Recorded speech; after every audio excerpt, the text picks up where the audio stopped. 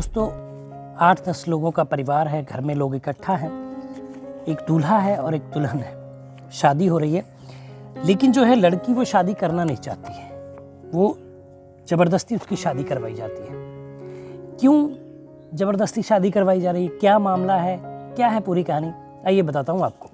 अनसुलझे रिश्तों को सुलझाती एक डोर, यानी कि मैं आपका लव गुरु। नमस्कार दोस्तों, मैं हूँ युवराज सिंह और आप देख रहे हैं मेरा यूट्यूब चैनल लव गुरु युवराज।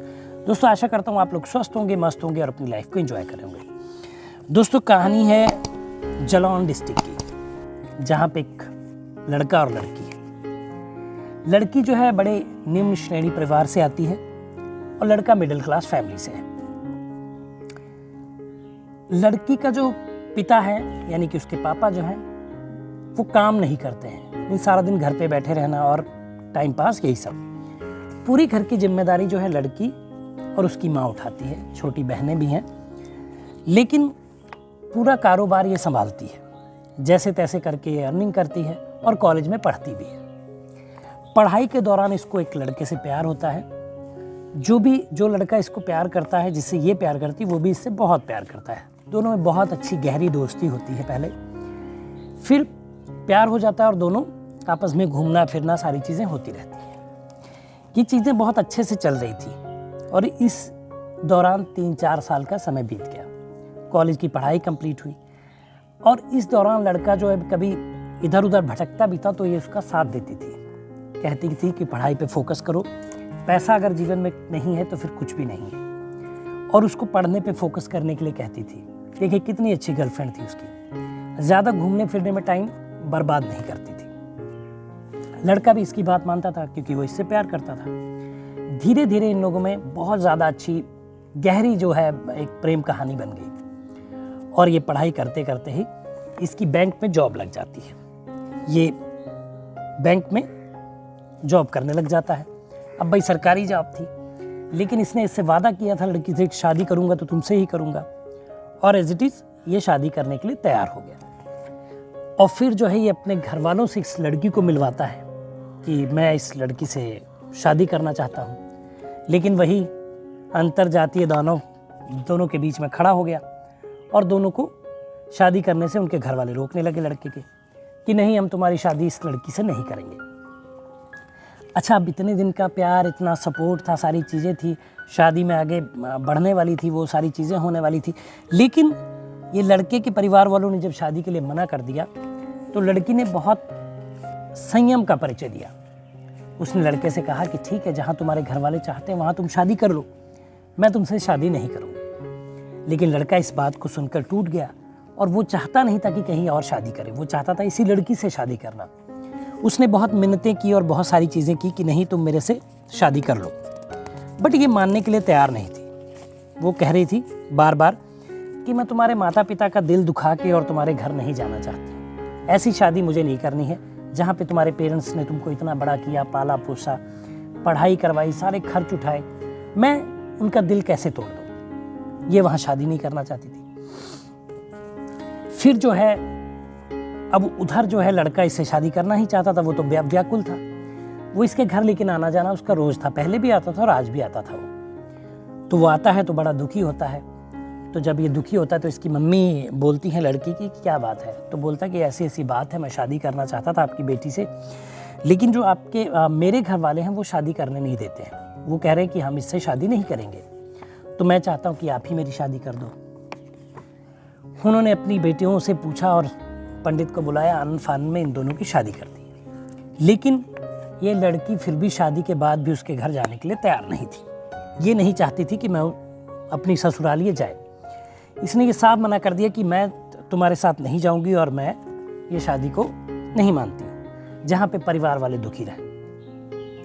अब लड़का बहुत परेशान, असमंजस में, जॉब पे भी जाना होता है, इनको भी संभालना होता है, मिलने भी आना होता है और ये मैटर भी सॉर्ट आउट नहीं हो रहा। तो जो है ये ऐसे ही चलता रहा। कुछ दिन बाद जो है भाई, अब जब सरकारी नौकरी लग गई थी, तो अपने इंडिया में तो यही कि सरकारी नौकरी लग जाए तो लड़की की शादी कर दो। तो घर वालों ने सोचा कि अब भाई शादी करनी है इसकी, अब शादी कर दी जाए लड़के की। उन्होंने जो है शादी के लिए मामला रेडी कर लिया और लड़के की शादी करने के लिए वो लड़की देखने लगे। अब लड़का फंसा हुआ था, जब दूसरी जगह शादी देखी गई, लड़की देखी गई और वहाँ शादी फिक्स कर दी और लड़के की एक ना सुनते हुए शादी भी इन्होंने कर दी वहाँ पे लड़के के घर वालों ने। अब जब शादी हो रही थी तो पहले उसने बोला कि देखो मेरी शादी हो रही है, तुम मेरे घर चलो और या हम फिर भाग के कर लेते हैं, रहते हैं साथ में, तुमसे मैं शादी कर चुका हूँ। लेकिन इस लड़की ने एक नहीं सुनी, बोली कि जहाँ तुम्हारी शादी कर रहे हैं तुम करो, मैं तो कुछ नहीं रोकूंगी। तो अब उसकी शादी हो जाती है और वो अपना फैमिली में व्यस्त, लेकिन वो मिलने इससे आता रहता है अक्सर। इस दौरान जो है 1-2 साल का समय बीतता है और उधर लड़का जो है पिता बन जाता है, बाप बनता है और उसके एक बेटा भी हो जाता है। अब जब बेटा हो जाता है तो अपने जीवन में व्यस्त हो जाता है, लेकिन फिर भी वो इस लड़की का खर्च उठाता है, सारी चीज़ें जैसे पहले देख रेख करता था, अब तो उसकी जॉब भी थी, सारी चीज़ें पहले की तरह करता है और बिल्कुल जैसे वो पत्नी इसको मानता था वो मानता है। अब यही बात उसकी पत्नी को भी पता चल जाती, भाई रोज़ रोज़ आना जाना होगा तो पता चल ही जाएगा। पता चल जाती तो वो उसकी रोक टोक करती है, लेकिन ये सारी हकीकत बताता है कि ऐसा ऐसा है। तो वो पत्नी जो है फिर चुप हो जाती, कुछ बोलती नहीं है कि शायद नीति को यही मंजूर था। अब ये मिलते हैं तो ठीक है, पहले इन्होंने शादी भी की थी, नहीं चल पाया, जो भी रहा, लेकिन वो इनको रोकती नहीं इस लड़के को। लड़का आता जाता रहता है। इसी दौरान जो है उसको पता चलता है इस लड़की को कि जो पहले वाली गर्लफ्रेंड थी, जो पहले शादी की थी, गई नहीं थी, इसको पता चलता है कि ये प्रेग्नेंट है। अब ये परेशान हो जाती है कि भाई अब क्या कर सकते हैं, अब तो मैं शादी हुई है तो शादी पति के साथ तो रह नहीं रही हूँ, समाज को क्या मुंह दिखाऊंगी। तो ये बड़ा परेशान हो जाती है और इस हमारे व्हाट्सएप नंबर जो मैं हमेशा देता हूँ उस पर ये मैसेज करती है मुझे कि लव गुरु मुझे बताइए मैं क्या करूँ, ऐसी सिचुएशन में आखिर कैसे क्या कर सकती हूँ मैं। अब भाई दिक्कत वाली बात है कि करे तो करे क्या। तो हमको मैसेज करती तो हम इनको भाई सॉल्यूशन तो बताना पड़ेगा कि इतने असमंजस में है, क्या करें। और वो चाहती हैं कि मैं ये सोच रही हूँ कि मैं अबॉर्शन करा दूँ।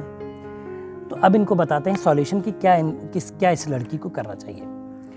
देखिए मेरी दोस्त, पहली बात तो ये कि जो लड़का आपसे इतना प्यार करता था और आपसे शादी कर लिया था और आपके साथ रहना चाहता था, वहाँ पे आपने गलती की, आप उसके साथ नहीं गई, ठीक है। जाती, उनके माँ बाप की आप सेवा करती है, यानी कि अपने सास ससुर की इतना प्यार आप उनको देती थी कि वो खुद ही पिघल जाते, खुद ही आपको अपनी बहू मानने के लिए तैयार हो जाते। एक बार शादी हो जाती तो चीज़ें सॉर्ट आउट कहीं ना कहीं 1 साल 1.5 साल बाद हो ही जाती हैं। ये आपकी गलती रही, ठीक। वो आज भी आपको कितना प्रेम करता है, देखिए शादी होने के बाद भी मिलता है। शायद उसके घर पे उसकी वाइफ कितना उससे लड़ाई करती होगी कि आपको अंदाज़ा नहीं है, लेकिन वो फिर भी कहीं ना कहीं आपको चाहता है और मानता है।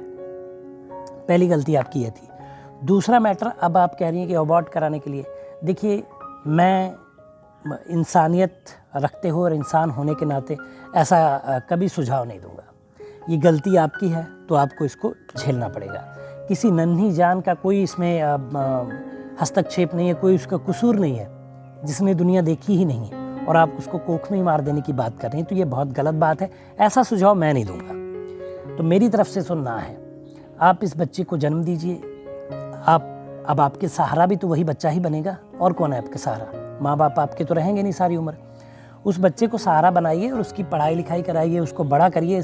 जीवन अगर हो रहा है तो जीवन दीजिए उसको और उसके साथ अच्छे से रहिए। और हो सकता है उस बच्चे के साथ साथ आपको जीवन में फिर किसी के साथ प्यार हो, या भगवान ने क्या आपके लिए डिसाइड किया, कोई लड़का आपके जीवन में आ जाए और वो आपको और आपके बच्चे को एक्सेप्ट कर ले, ऐसा भी तो हो सकता है। तो पॉजिटिविटी रखनी चाहिए लाइफ में, नेगेटिव नहीं होना चाहिए। तो नन्ही जान को ख़त्म करने का जो आप प्लान बना रही हैं बिल्कुल गलत है और कानूनी तौर पर भी ये अपराध है। तो ऐसा बिल्कुल ना करें। उस बच्चे को जन्म दीजिए, वही आपके जीने का सहारा है। आगे जाके कुछ फिर जो नीति में होगा वो आपके साथ हो जाएगा और मैं आशा करता हूँ वह अच्छा ही होगा आपके साथ। तो ये गलत विचार जो आपने मन में पाला है इसको निकाल दीजिए। तो दोस्तों ये वीडियो था इनके लिए, इनको सॉल्यूशन दिया। अगर आप किसी प्यार की समस्या में तो नीचे व्हाट्सएप नंबर फ्लैश हो रहा है, उस पर व्हाट्सएप कर दीजिए अपनी परेशानी। मैं एक वीडियो के माध्यम से आपको परेशानी से बाहर निकालूंगा। तो दोस्तों बताइएगा वीडियो कैसा लगा, कमेंट करिए, शेयर करिए, चैनल को सब्सक्राइब करिए। मिलेंगे अगली वीडियो में, तब तक मुस्कुराते रहिए, खुश रहिए, क्योंकि जीवन बहुत छोटा है। धन्यवाद।